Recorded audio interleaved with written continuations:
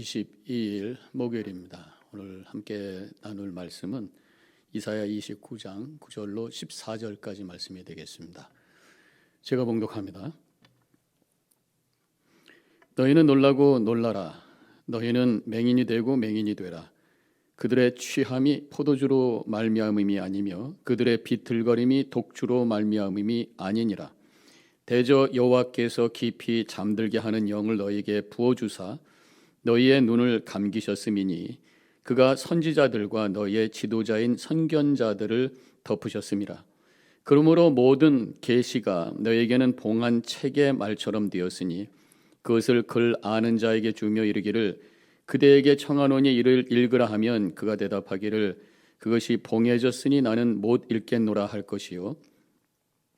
또 그 책을 글 모르는 자에게 주며 이르기를 그대에게 청하노니 이를 읽으라 하면 그가 대답하기를 나는 글을 모른다 할 것이니라. 주께서 이르시되 이 백성이 입으로는 나를 가까이하며 입술로는 나를 공경하나 그들의 마음은 내게서 멀리 떠났나니 그들이 나를 경외함은 사람의 계명으로 가르침을 받았을 뿐이라. 그러므로 내가 이 백성 중에 기이한 일, 곧 기이하고 가장 기이한 일을 다시 행하리니 그들 중에서 지혜자의 지혜가 없어지고 명철자의 총명이 가려지리라. 아멘. 잠깐 기도하겠습니다. 주신 하나님 감사합니다. 오늘 주신 말씀을 통해 주님의 음성을 들을 수 있도록 영의 귀가 활짝 열려지게 하여 주시옵소서. 은혜 주실 주님을 사모하며 예수님의 이름으로 기도합니다. 아멘. 지금 북이스라엘은 망했습니다. 남유다 백성 여전히 하나님의 백성입니다. 언약 백성으로 당연히 하나님을 의지하고 하나님을 왕으로 모시는 백성이 되어야 되는 것입니다. 그런데 지금 북이스라엘이 망하고 남쪽으로 위협을 할 때에 눈에 보이는 애굽을 의지하는 그런 상황이 되었던 것입니다. 세상의 힘을 의지하고 하나님을 의지하지 않는 그 불신의 모습을 보면서 탄식하는 말씀이 오늘 29장의 말씀이 되겠습니다. 그래서 29장 1절에서는 이렇게 시작을 합니다. 아프다 아리엘이여 아리엘이여 다윗이 진친 성읍이여. 아프다, 그 탄식의 고백이죠. 여기서 아리엘이라고 하는 것은 아리라고 하는 것은 심장, 엘은 하나님의 심장을 의미하는 것입니다. 바로 이 예루살렘을 의미하고 있어요. 1절에서 이 아리엘을 다윗의 진친 성읍이라고 설명하고 있기 때문에 이것이 예루살렘이라는 것을 알 수가 있습니다. 바로 남유다의 성읍, 남유다의 수도 예루살렘, 하나님의 심장이라고 하는 것입니다. 그런데 하나님을 의지하지 아니하고 하나님을 외면하고 세상의 힘을 쫓아가고 있는 그들을 바라보면서 하나님께서 탄식을 하고 있는 것입니다. 결국 그 죄로 인해서 고통당할 그들을 바라보면서 슬퍼하고 계시는 것이에요. 3절을 보면 내가 너를 사면으로 둘러 진치며 너를 애워 대를 쌓아 너를 치리니 결국 아수르가 예루살렘을 공격하게 됩니다. 그래서 고난당할 것이라고 하는 것입니다. 바로 하나님의 슬픔이 거기 있어요. 이스라엘 백성이 하나님의 기쁨의 이유가 되어야 되는데 하나님의 백성인 이 이스라엘이 하나님의 슬픔의 이유가 되었다고 하는 것, 탄식할 모습이라고 하는 것입니다.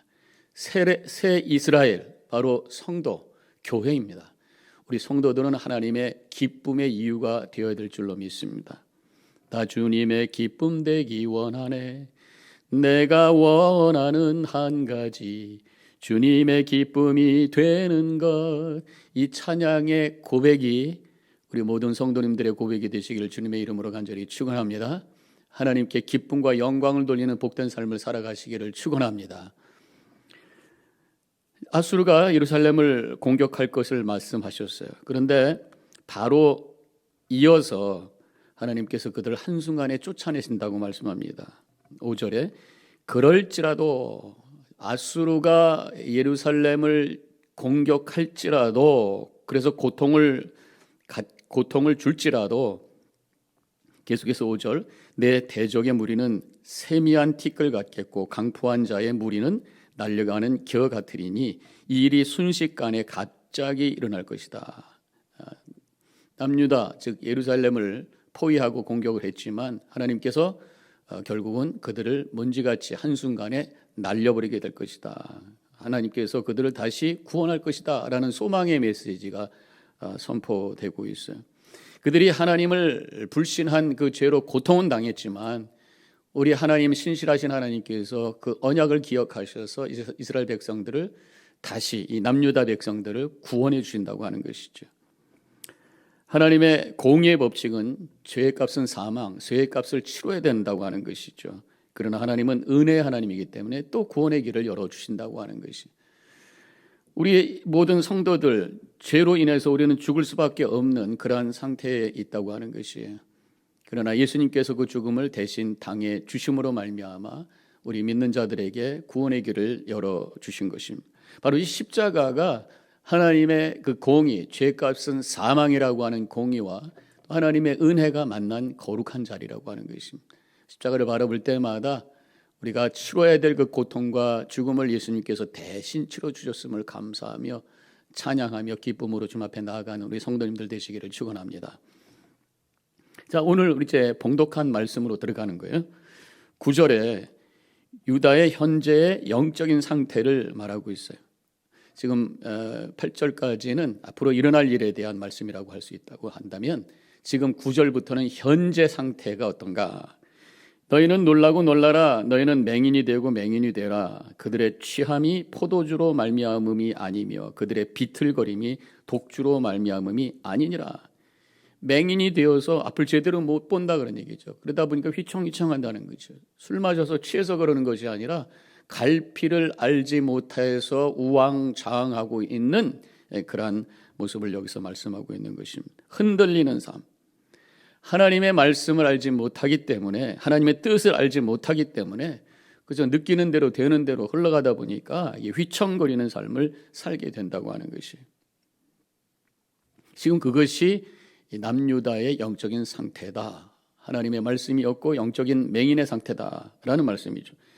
11절로 내려가 보면 이렇게 나와요. 모든 계시가 너에게는 봉한 책의 말처럼 되었으므로. 하나님의 말씀이 있는데 열 수 없이 봉한 책처럼 열어보지도 않고 그 말씀을 받지도 않는다 그런 말씀이.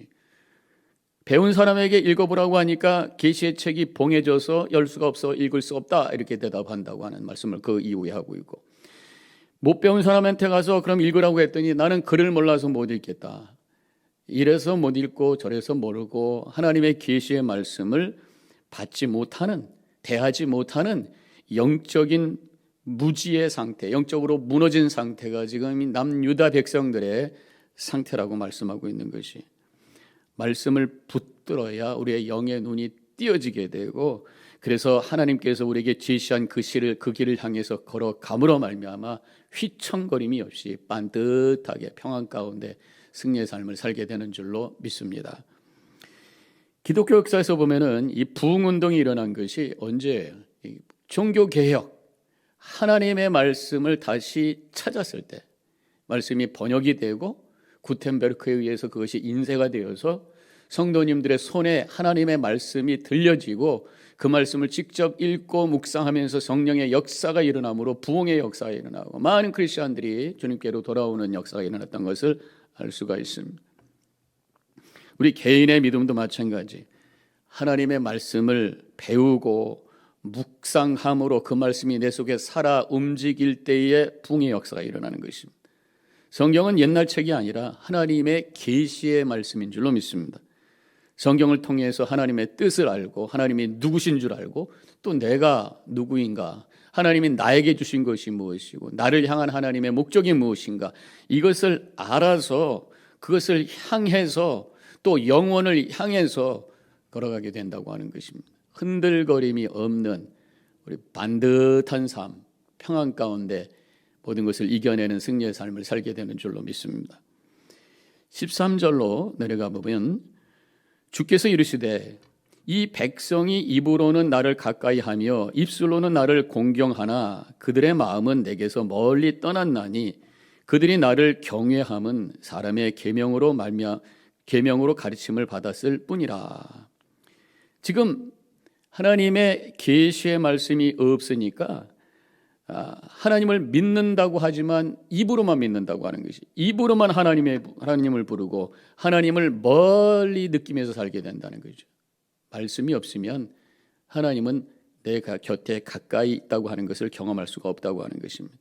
하나님은 말씀을 통해서 우리를 만나주시고 말씀을 통해서 우리와 교제하시는 줄로 믿습니다.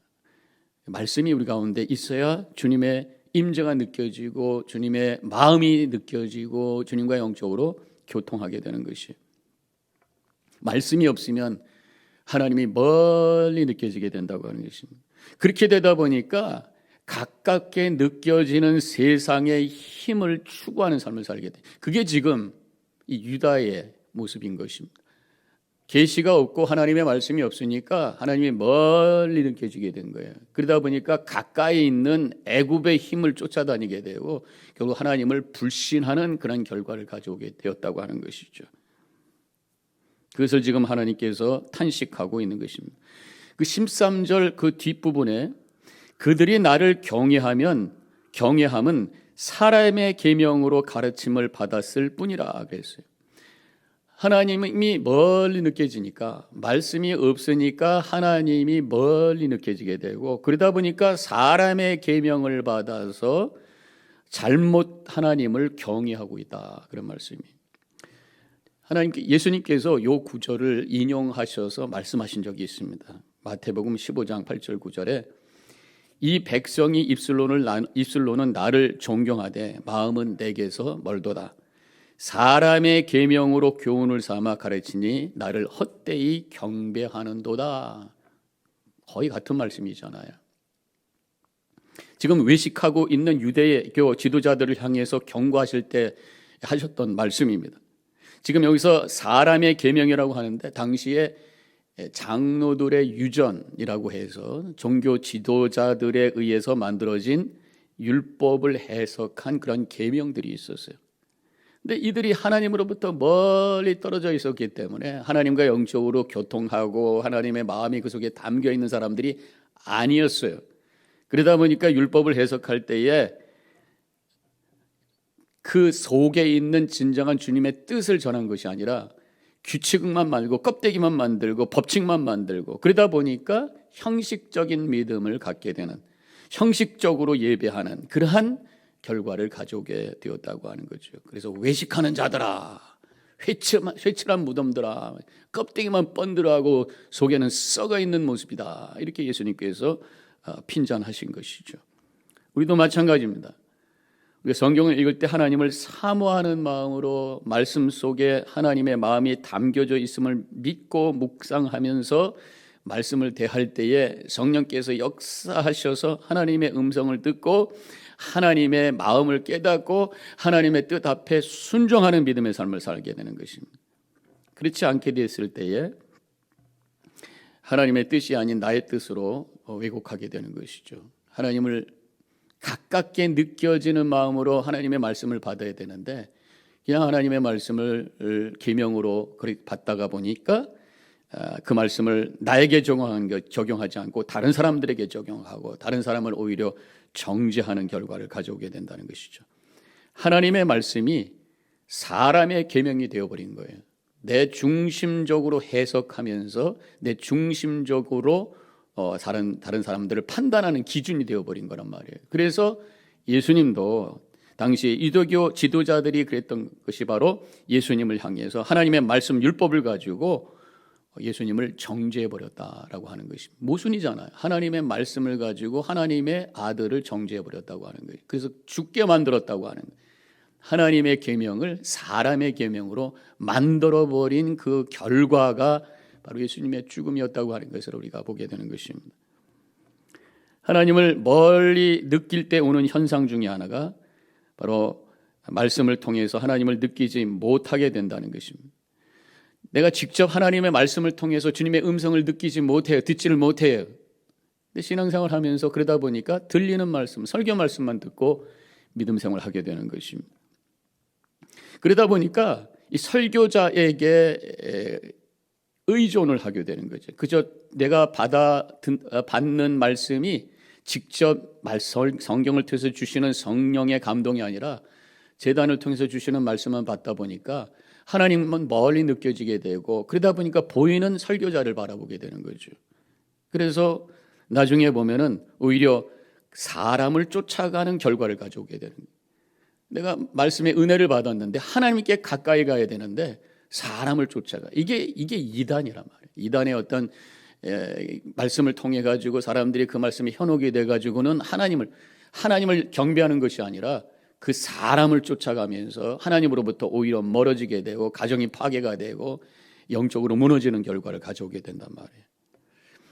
뭐 이단이 아니더라도 우리가 말씀을 내가 하나님과 가까이 느껴지면서 말씀을 통해서 주님의 음성을 들어야 되는데 그저 설교 말씀에만 디펜드해서 믿음 생활하다 보면은 사람이 보이게 되고 그래서 잘못된 길로 걸어갈 수가 있다고 하는 것입니다. 우리의 예배 대상은 분명히 우리가 오늘 이 시간에 고백해야 됩니다. 하나님이신 줄로 믿습니다. 나에게 말씀해 주시는 분이 하나님이신 것을 잊지 말고 주님과 깊이 영적인 교제를 통해서 주님의 뜻을 알고 마음을 알고 우리가 살아가야 돼요. 그렇게 하기 위해서는 영적 자생력이 필요해요. 스스로 말씀을 깊이 묵상하고 그래서 하나님의 음성을 듣고 하나님을 바라볼 수 있는 영적인 자생력, 그것을 위해서 우리가 훈련하고 또 기도하고 성령의 도우심을 받아서 말씀을 읽을 때마다 주님의 음성이 들려지고 주님의 마음이 가슴에 담겨지고 그래서 주님을 향해 한 걸음 한 걸음 더 나아가며 주님 앞에 영광 돌리는 복된 믿음의 삶을 살아가는 우리 모든 성도님들이 되어주시기를 주님의 이름으로 간절히 축원합니다. 기도하겠습니다. 하나님 감사합니다. 저희들에게 믿음을 주시고 오늘도 주님을 바라볼 수 있도록 은혜 주심을 감사합니다. 하나님의 말씀이 내 안에 살아 역사하심으로 주님이 내 곁에 계심을 느끼게 해주시고 주님의 음성을 듣고 그 마음을 가슴에 담아 주님과 함께 동행하는 삶을 살아가는 저희들 되게 하여 주시옵소서. 주님을 멀리 계신 것처럼 느끼다가 행여나 사람을 쫓아가는 어리석은 믿음 되지 않을까 저희들이 주님 앞에 고백합니다. 겸손히 다시 한번 주님을 사모하는 심령으로 다가갈 수 있도록 믿음의 믿음을 더하여 주시옵소서. 감사하며 예수님의 이름으로 기도합니다. 아멘.